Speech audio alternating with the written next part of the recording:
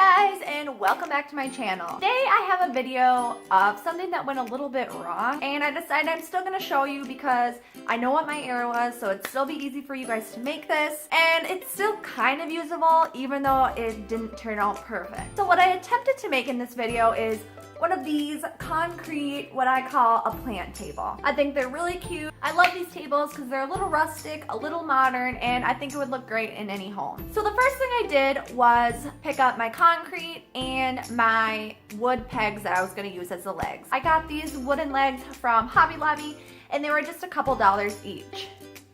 The first thing I did was that I wanted to put a little bit of a stain on the legs.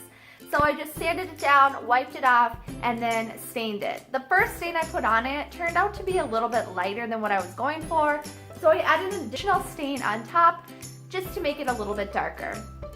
I let those dry overnight, and then I started to make my concrete molding, and this is where it went wrong.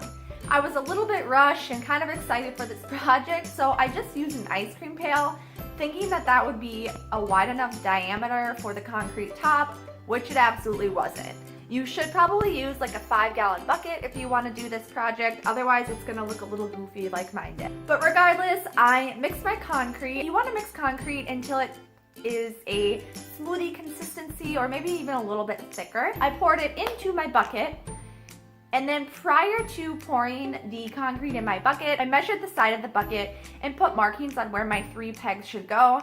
This way I know that they were all centered in the circle. And then I placed my pegs inside the concrete, probably about 1.5 to 2 inches in. After those were placed, I just tapped the side of the bucket to release any bubbles that were forming in the concrete. While I was waiting for the concrete to stiffen, I decided I wanted to add paint at the bottom of my legs. So I measured about 4 inches, taped off the pegs, and then painted the bottom of the wooden pegs. I let this all sit overnight until the concrete was hard, and then all I did was flip over the bucket and just maneuver the bucket a little bit, and it should come out pretty easy.